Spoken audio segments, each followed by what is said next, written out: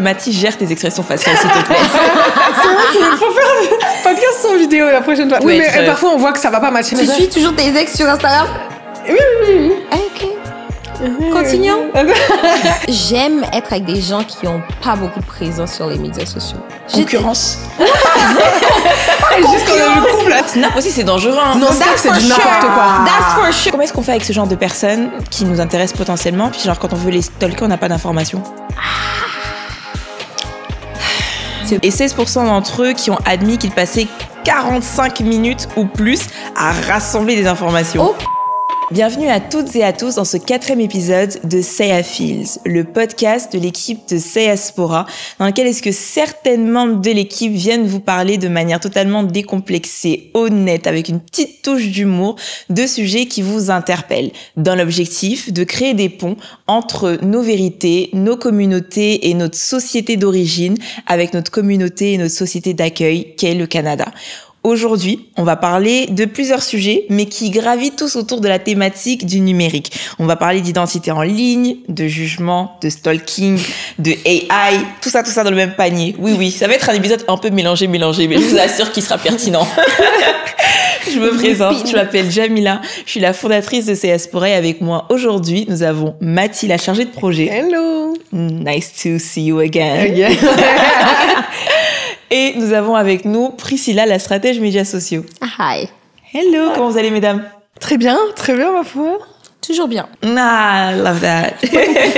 J'aime bien parce que la dernière fois qu'on s'est assises toutes les trois pour parler dans le cadre de ce podcast, Mathis gère tes expressions faciales, s'il te plaît. C'est vrai, il faut faire un podcast sans vidéo la prochaine fois. Ok, c'est bon. La dernière fois qu'on s'est assises, on parlait justement des éléments qu'on prenait en considération ou qu'on mettait vraiment de côté lorsqu'on parlait de relations. Puis je vais faire une petite transition pour rentrer dans ce monde numérique avec cette thématique. De manière générale, quelle importance est-ce que vous accordez à l'identité en ligne des personnes que vous côtoyez? Et là, je parlais de dating en tant que tel, mais on peut vraiment l'élargir en mode personnel, amitié, professionnel, etc. À quel point est-ce que le numérique a un poids, en fait, tout simplement, quand vous allez à la rencontre de quelqu'un de nouveau, tout simplement? Avant le poids, je dirais comment je l'utilise déjà quand je rencontre une nouvelle personne. Ouais. Mettons, parce qu'on sait que les villes ici sont petites, tout le monde se connaît. Parfois, quand je dis les villes ici, il faut préciser. Montréal est un village. Mais Montréal est un village. Voilà. Paris à l'époque était aussi un village. Dakar est un village aussi. Donc les gens se connaissent, etc. Donc quand que ce soit au niveau professionnel ou personnel, je rencontre quelqu'un, bizarre. La première chose que je fais, c'est voir les gens qu'on a en commun. Yes. Que ce soit sur LinkedIn ou que ce soit sur les médias sociaux. Parce que bizarrement, je me dis que ça en dit aussi pas mal sur la personne. Si, dans les personnes que t'as là. Donc, tu regardes les amis par affiliation. Tu juges à partir de là. Ouais. Ben, en fait, sinon, je juge pas vraiment à autre chose. Parce que techniquement, la personne aussi, quand elle va sur ton profil, elle a les mêmes amis. Exact. Le jugement peut être... mais parfois, on voit que ça va pas matcher. On voit si t'es amie avec tous mes ex là, par exemple. Je sais pas me retrouver dedans. Tu suis toujours tes ex sur Instagram? Oui. Ok. Continuons. Donc, je dirais que je m'en sers. En tout cas, pour moi, c'est un outil comme ça. Après, peut-être qu'on parlera plus en profondeur de en tout cas, des détails, des profils qui nous permettent d'émettre des jugements sur quelqu'un. Mais en tout cas, oui, c'est quand même utile à ce niveau-là, disons. Moi, je dirais que j'aime être avec des gens qui ont pas beaucoup de présence sur les médias sociaux. Pourquoi? Je sais pas pourquoi. Okay. Comme ça a commencé par coïncidence, puis après, finalement, les gens avec qui je suis, ils sont moins présents sur les réseaux sociaux. Donc, c'est des gens avec qui on n'a pas de personnes en commun. Donc, ça, c'est super bien. Puis, c'est pas des gens comme moi. Parce que vu que moi, j'aime beaucoup poster sur les réseaux sociaux et tout, j'aurais du mal être avec quelqu'un qui aime aussi beaucoup poster sur les réseaux sociaux. Je sais pas pourquoi. Pourquoi? Concurrence. Juste quand le couple, on fait parler les parents. Concurrence. Mais je veux dire, déjà qu'on va manger, je prends 15 minutes pour prendre les photos. Si on doit attendre 15 minutes pour moi, 15 minutes pour toi, franchement, ça va pas aller. Tu vois, je dis ça comme ça, là, mais par coïncidence, j'ai toujours été avec des gens qui sont moins présents sur les réseaux sociaux. Puis c'est vraiment libérateur dans le sens où, comme, c'est une chose de moins que j'ai à me préoccuper. Ouais, mais je dirais aussi que je fais plus facilement confiance aux gens qui ont une faible présence en ligne. Yeah. Interesting. Je sais pas pourquoi. Même si t'as au final, justement, accès à moins d'informations. Yes. Ouais. Mais Okay. ouais, mais je sais pas, je fais plus confiance sur Parce que t'as accès à plus, finalement, genre. Dans le sens où, si quel la sens? personne, I guess dans mon cas, les personnes avec qui j'étais, c'était des gens qui n'avaient pas, they didn't care for it. Tu vois? Donc, Okay. ils allaient, comme, à la limite, ils allaient avoir une photo de profil. Mon ex, lui, il l'avait même pas Instagram. Limite, il avait genre Snapchat de temps en temps. C'est tellement rare. Snap aussi, c'est dangereux. Hein. Non, Snap, c'est du n'importe quoi. That's for sure. Tu dis limite, il n'avait que Snap. Snap, c'est n'importe quoi. D'accord. That's for sure. Mais genre, ce que je veux dire, c'est que il avait pas, pour lui, genre, c'était pas quelque chose qui l'intéressait.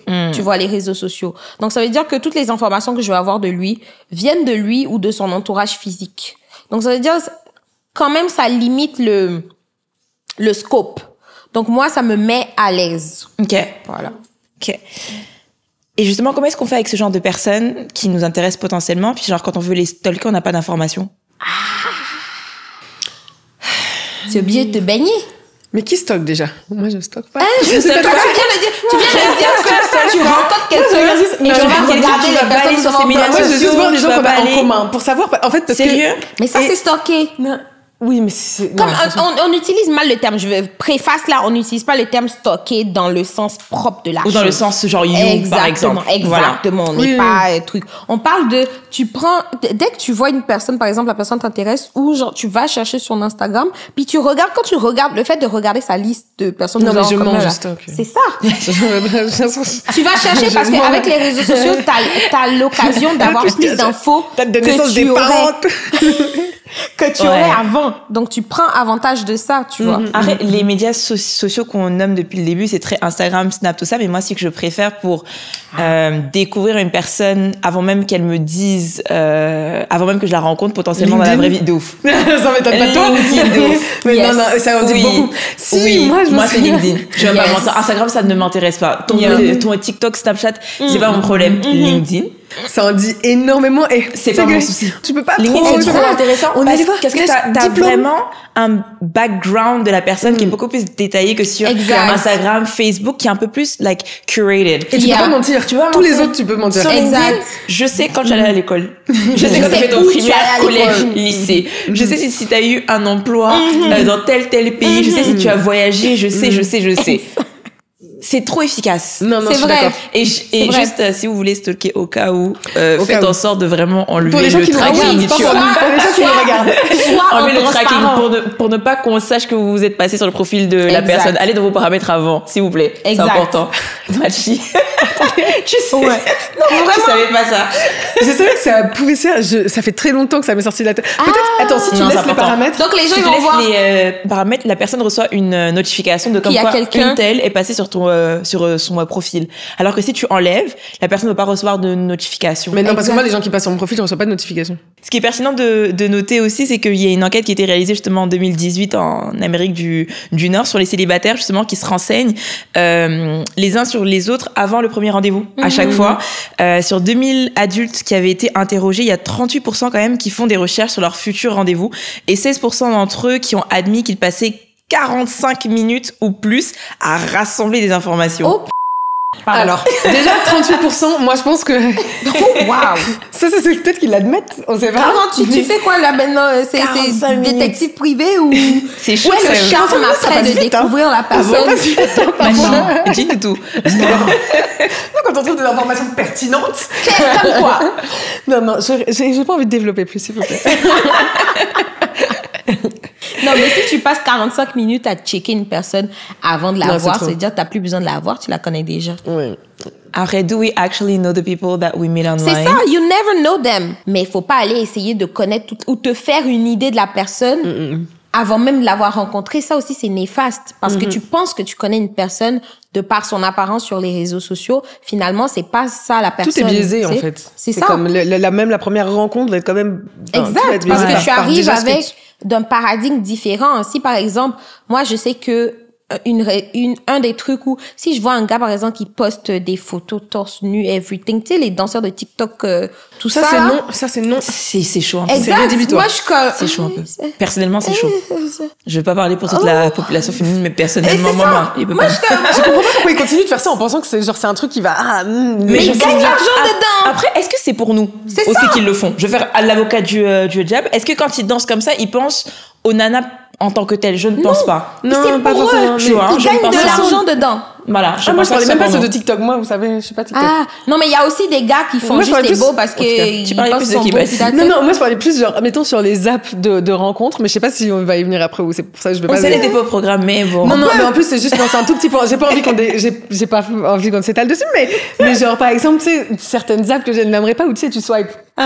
Et au Canada, en tout cas, c'est marrant, hein. Il y a beaucoup de clichés. Et moi, tous les hommes que je voyais, par exemple, torse nu, dessus, qui mettent ça en photo de profil, parce que là, c'est clairement pour attirer, c'est pas pour nanana. Mais ça va à gauche, tu peux être beau, quoi. Mais pour moi, c'est si comme ça, on dit. Tu as mis torse nu en première photo, ça veut dire que le torse doit être beau à regarder. Elle soit pas droite. Amine. Si tu veux ça, et qu'en plus ton torse est vilain. Parce qu'en plus, tu as l'audace, et puis c'est pas, ça donne déranger nos yeux, comme ça. En tout cas, je pense que selon les plateformes, il y a différentes manières de les utiliser. Puis on vit vraiment dans une société qui est extrêmement connectée. Puis là, vu que la conversation aussi, il faut faire des ponts quelque part avec les différents environnements qui constituent en fait finalement nos identités. Moi, je me demandais, est-ce que vous avez vu une différence des médias, de l'utilisation du moins de ces médias sociaux au Canada versus en Afrique? Admettons, pour ma part, je sais que les applications sur lesquelles est-ce que je vais parler à ma famille, je vais recevoir les derniers potins qui concernent le continent africain spécifiquement, ça va pas être sur Instagram. Non. Ça va être certainement dans les meilleurs groupes WhatsApp avec mes grandes tantes et consorts. Avec les tantines. Ou quand je suis en Côte d'Ivoire, quand je voyage, que j'arrive dans le pays et que de manière de géolocalisation, genre. Voilà, merci. TikTok sait que je suis là. Mon algorithme change. C'est très chic. Pourquoi? Mon TikTok canadien et mon TikTok ivoirien, c'est absolument pas la même chose. C'est pas le même contenu, c'est pas les mêmes informations que j'ai, c'est pas du tout les mêmes choses. Puis finalement, ça me donne même personnellement un rapport différent à la plateforme. Je consomme beaucoup plus TikTok quand je suis en Côte d'Ivoire pour juste mais c'est quel type de contenu là, dont on parle, par exemple? TikTok, admettons, en Côte d'Ivoire, pour ma part, parce que les algorithmes sont vraiment différents. Pour ma part, c'est grave potin, les bérets un peu, voilà, les informations qui se passent sur place, quelles personnes on a attachées aux dernières nouvelles, etc. Parce que c'est très ancré dans la culture au final du pays, tu vois. C'est ça. Versus ici, où ça va être beaucoup plus les activités à faire à Montréal, make-up, fashion. J'ai pas du tout ça. Dans mon algorithme quand je suis là-bas. Pas du tout. Moi, j'ai une théorie parce que je pense que ça dépend aussi de qui tu connais. Dans le sens où j'utilise TikTok aussi pareil comme toi.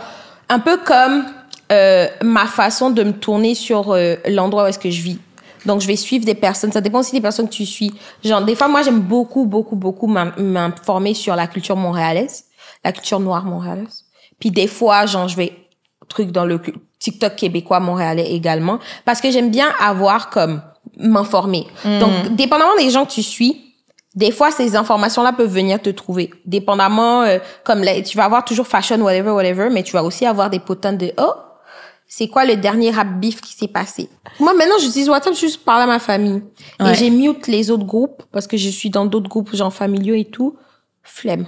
Ils t'envoient des trucs forward, ça a été forwardé à 150 personnes avant, puis ça vient polluer il y a pas assez de place dans ton téléphone anyway. Mais c'est chic. Sur WhatsApp, tu peux trouver des trucs. Surtout dans les groupes familiaux, tu peux trouver des choses. C'est ça. Puis ce qui est un peu dommage aussi, des fois, je pense qu'il y a beaucoup de mauvaises informations qui circulent dans ces groupes aussi. Oui. Malheureusement. Tu vois, qui sont pas forcément backés ailleurs, puis qui ont pas forcément l'espace d'être backés par des faits scientifiques en tant que tel. Parce que WhatsApp, c'est vraiment genre un groupe, c'est vraiment genre un espace de conversation point. Versus Instagram où tu peux avoir accès à une barre de recherche où tu peux vérifier d'une manière ou d'une autre l'information que tu reçois, tu vois. C'est là qu'on a eu la formule de la guérison du Covid, là. Sur WhatsApp, on est bien d'accord. C'était quoi la formule citron, ail, je sais pas quoi d'autre. Tu avais essayé. C'est sûr qu'elle a essayé. Elle essaye toutes les potions. On rentre dans ce monde justement qui est beaucoup plus numérique, puis ce qui est fou aussi en ce moment, c'est que il y a comme une espèce de nouvelle dimension qui est arrivé, tout ce qui est en lien avec justement l'intelligence artificielle, en fait, et qui vient en fait débloquer énormément de choses dans tous les paradigmes numériques avec lesquels est-ce qu'on commençait déjà un peu plus à être à l'aise en soi. Comment est-ce que vous percevez cette évolution-là dans la ligne dans la narration du moins, de bouleversement des codes, en fait? Je pense que genre au niveau ça dépend vraiment, parce que le AI professionnellement, je trouve que genre c'est un outil qui peut vraiment servir. Mais c'est aussi un outil qui peut vraiment desservir. Évoluant dans le monde du marketing, des fois, genre, les résultats, il y avait une publicité là de Anthony Joshua qu'ils ont faite avec Umbro.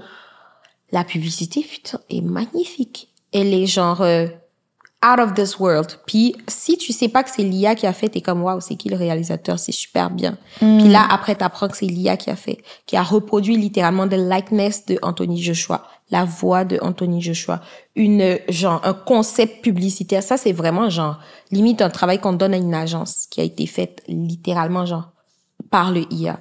Donc des fois, je trouve que comme je suis curieuse, disons, de voir comment est-ce que ça va s'évoluer, comment est-ce qu'on va se l'approprier, c'est au niveau professionnel.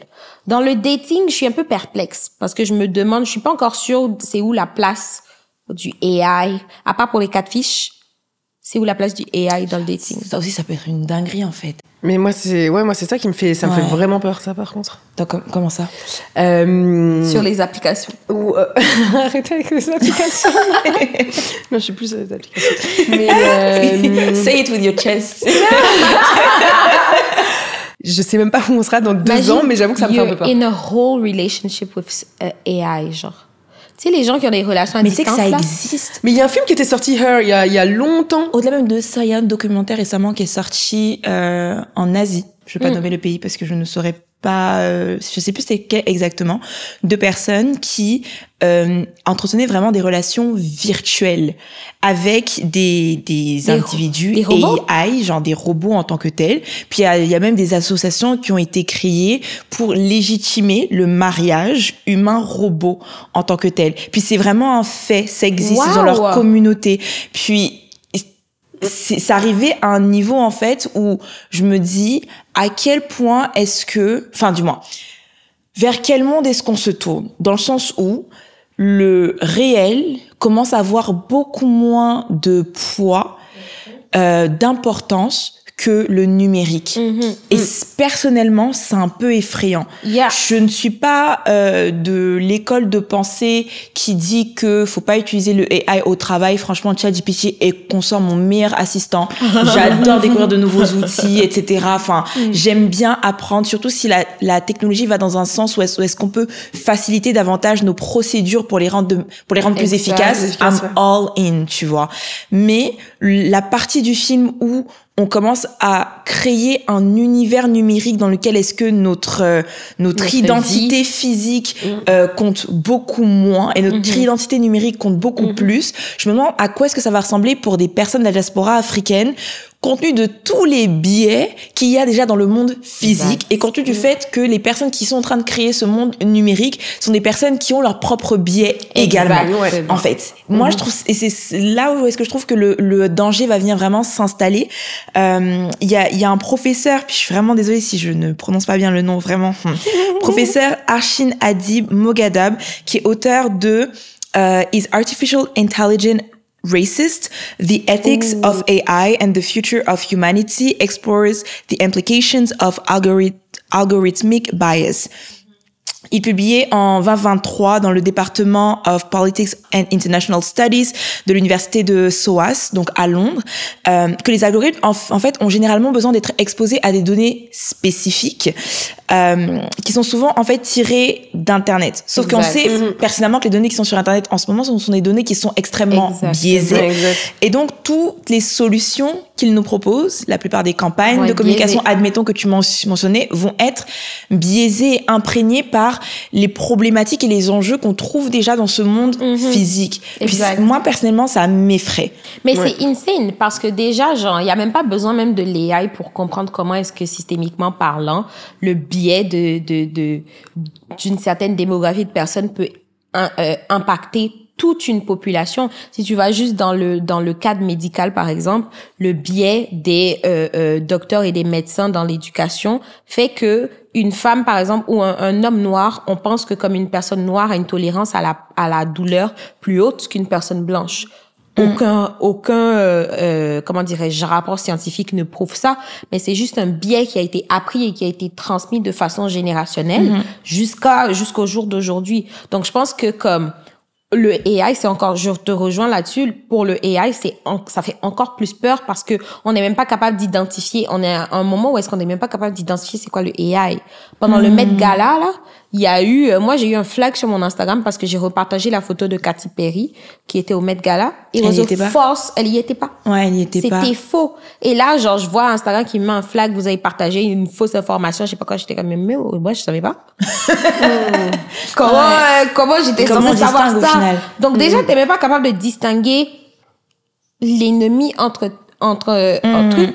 Comment tu vas faire pour pouvoir même réguler ça? Mais c'est ça, moi, c'est mon point aussi, c'est qu'en termes de régulation, genre, j'ai l'impression que ça échappe totalement, ça passe totalement sous les radars. Enfin, il y a pas encore, c'est arrivé tellement vite, le développement était tellement rapide, j'ai l'impression.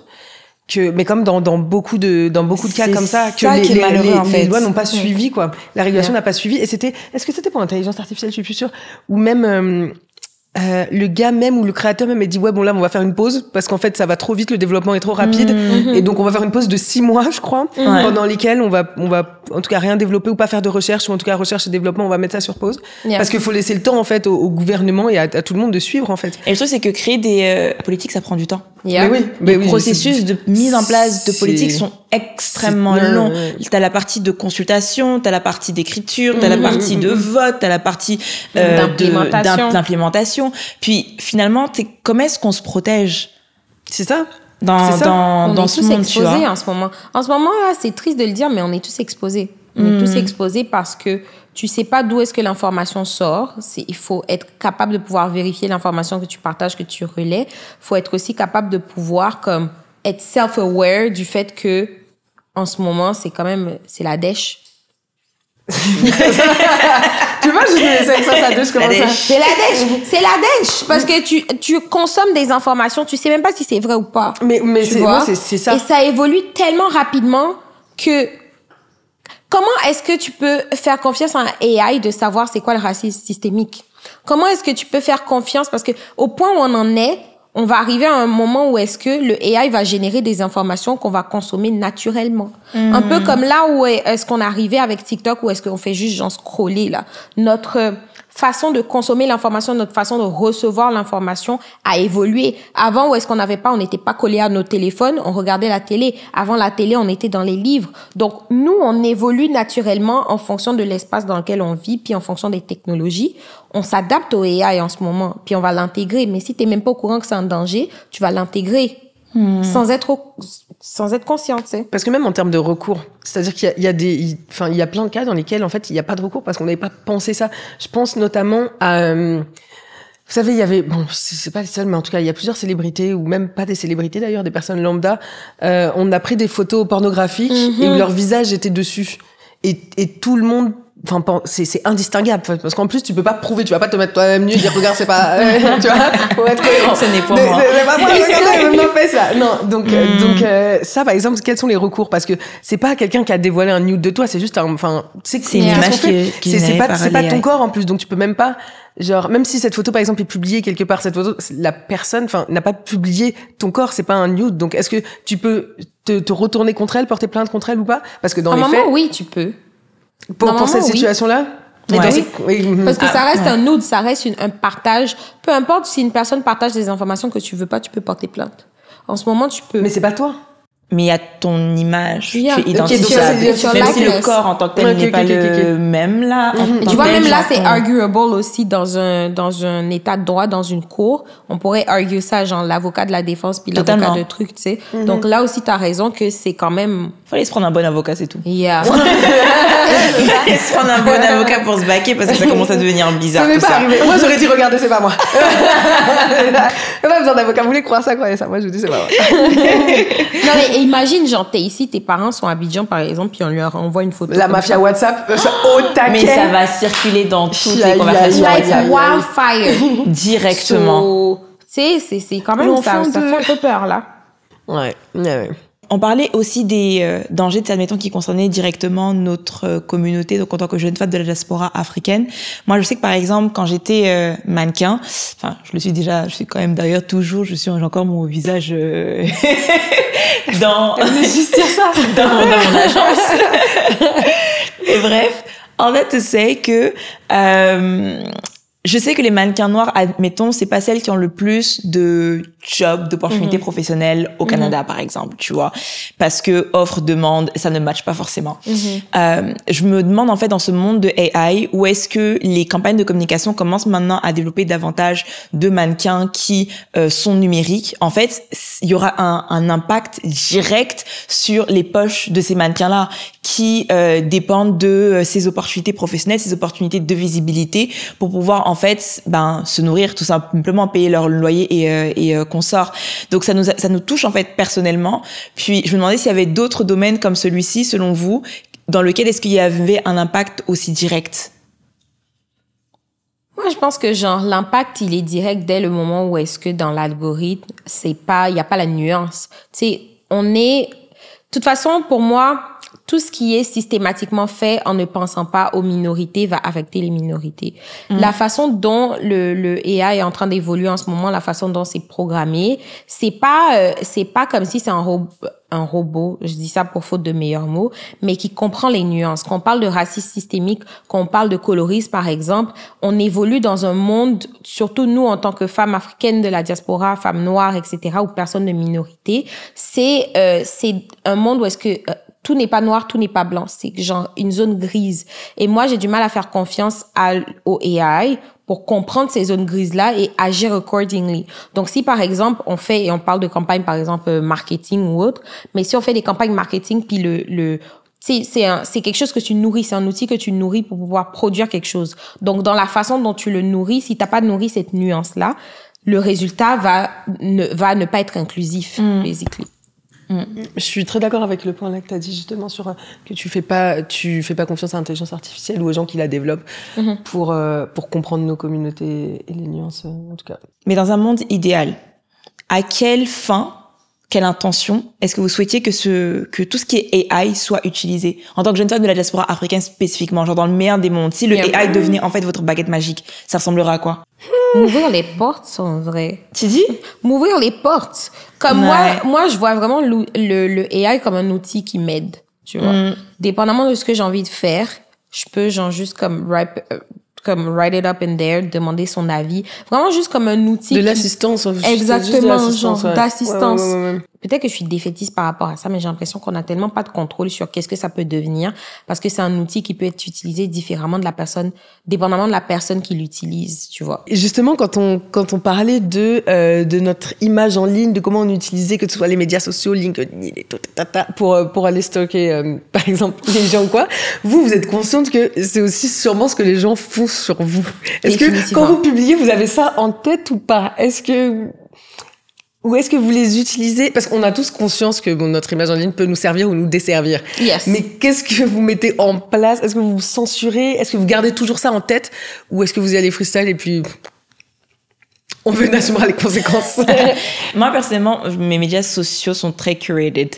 Je ne m'oublie pas. En fait, je pense que c'est vraiment plus ça que, enfin, c'est très personnel. Je sais que c'est pas tout le monde qui gère ses médias sociaux de cette manière-là, mais les miens sont très curated. Quand je poste un contenu, je réfléchis au contenu que je poste parce que j'ai foncièrement conscience que j'ai une identité qui est numérique, en fait. Ouais. Et que quand je poste quelque chose qui est en ligne sur une plateforme, quelle qu'elle soit, le contenu ne m'appartient plus. Exact. Donc, si ce contenu est retrouvé dans une autre situation, que ce soit dans un groupe WhatsApp, que ce soit au travail, que ce soit au sein du conseil d'administration, pour X, Y, Z raison, en pleine réunion, Jamila, regarde ce qu'on a vu sur les médias sociaux, je veux pouvoir justifier ça. Je veux pouvoir être à l'aise à 1000% indépendamment de l'environnement dans lequel est-ce que ce contenu sera présenté. Même dans le cas du dating en tant que tel, tu vois. Parce que de la même manière qu'on disait, enfin, vous disiez du moins que, pardon, non, ça veut dire c'était pas un mauvais point.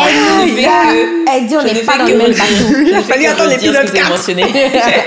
Je ne fais que dire ce que vous aviez mentionné. Donc, vous étiez en train de mentionner au début même de cette conversation que vous appréciez davantage les personnes qui n'ont pas d'identité numérique forte sur les réseaux sociaux. C'est un gage même de confiance pour Mathie précisément, etc. Tu vois. Pour ma part, je sais que personnellement, c'est une réflexion que je me suis faite à un moment donné parce que j'aime également que les personnes que je côtoie, quelles qu'elles soient, n'aient pas trop une présence en ligne, en fait. Mais toi, pourquoi, par exemple? Comment ça? Pour quelle raison? Pour quelle raison je n'aime pas? Simplement parce que, un peu comme Priscilla, moi-même, je suis déjà dessus, en fait. Okay. Et c'est, je sais pas comment le dire. On peut pas avoir deux premiers dans la famille. Je sais pas. Faut pas que ça devienne central dans votre relation. C'est pas une question de ça va être central ou quoi que ce soit parce que je pense qu'on peut avoir des éléments communs, ça ne me dérange absolument pas. C'est juste que l'image que j'ai de mon partenaire de vie, c'est pas forcément quelqu'un qui est tout le temps devant la caméra. Puis c'est vraiment un choix personnel.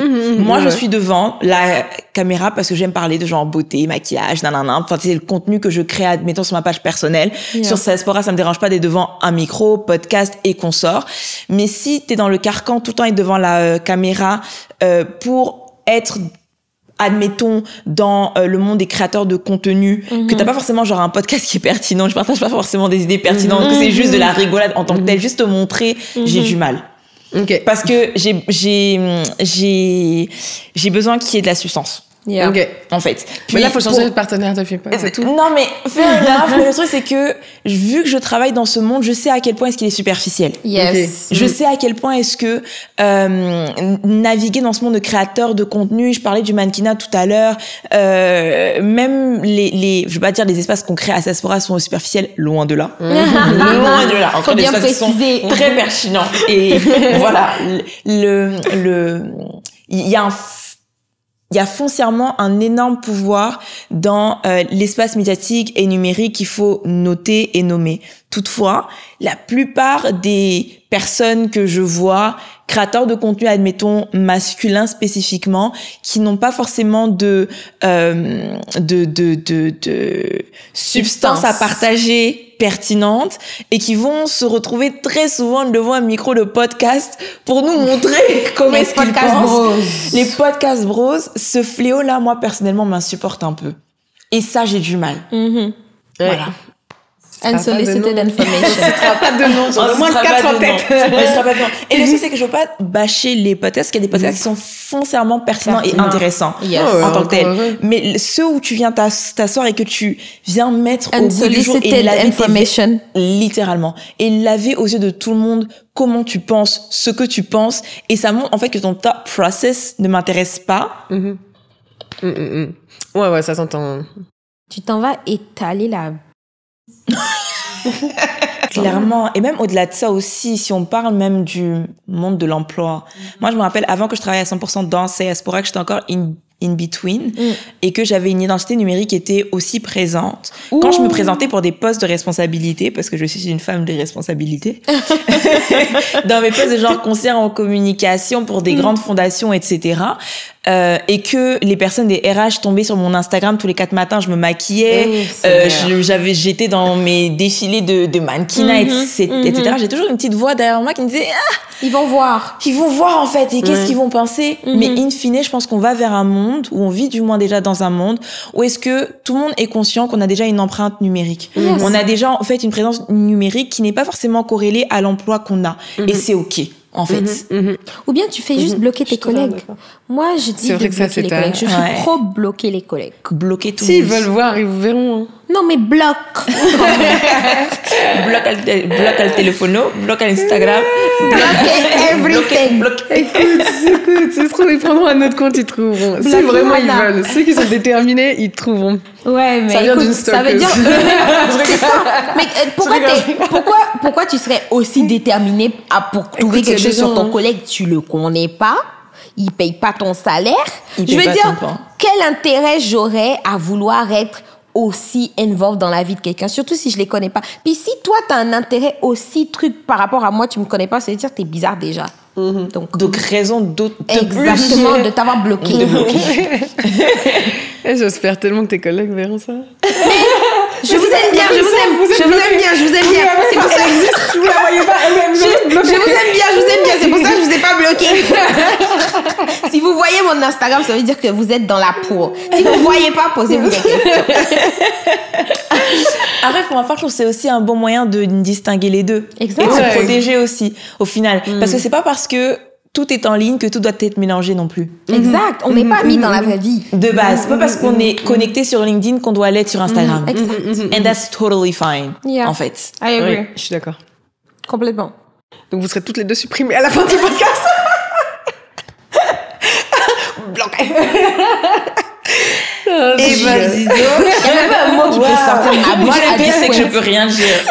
Tu vois, toi, tu peux encore parler. Mais moi, la vérité, je comprendrais. Mathis, tu m'as La vu. vérité, je comprends. Mathis, tu m'as vu nue. D'accord. Et puis on va sortir après là. J'ai compris. C'est bon, en tout cas. Ceci devient un peu trop intime. Il faut garder une distance, je bloque mes collègues, regarde. Mais en tout cas. On a faim. All that to say que je pense que c'est important de prendre en considération que cet univers numérique est en constant changement, en constante évolution, en constante redéfinition. Et vu que nous le sommes aussi, c'est important de se protéger lorsque on l'investit, parce que il va être amené à continuer à se développer. On l'a vu rapidement avec les conversations qu'on a eues sur le AI, que ce soit même dans le monde du dating en tant que tel. À quoi est-ce que les Tinder, Bumble, Hinge et consorts vont ressembler? On sera mariés d'ici là. Inch'Allah, wallah, billahi. Ce sera plus notre problème. Sortons du ghetto, s'il vous plaît.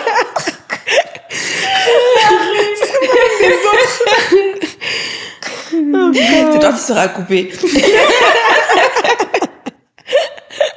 Les gens avec les poissons, là. All that to say, merci pour la richesse de vos échanges, mesdames. Mais merci à toi. J'espère que vous avez bien ri, comme nous. J'espère que vous n'avez pas trop eu peur, comme nous non plus. Parce qu'en vrai, je pense pas qu'on vous ait apporté autant de solutions dans cet épisode. On vous a juste partagé toutes nos craintes en se disant que peut-être que vous pensiez pareil, que vous vous situez dans la société canadienne, dans les sociétés finalement d'origine d'où vous êtes, d'où vous venez spécifiquement. Je pense que c'est des craintes qui sont partagées. Je pense que c'est des biais qui sont communs. Et je pense que c'est des conversations qui sont pertinentes à avoir. Donc, merci mesdames. Merci à toi. Merci pour votre présence et surtout merci à vous d'avoir écouté ce 4e épisode de Say a Feels. On va se retrouver très très vite pour le 5e épisode. On se dit à bientôt. Bisous. Bye.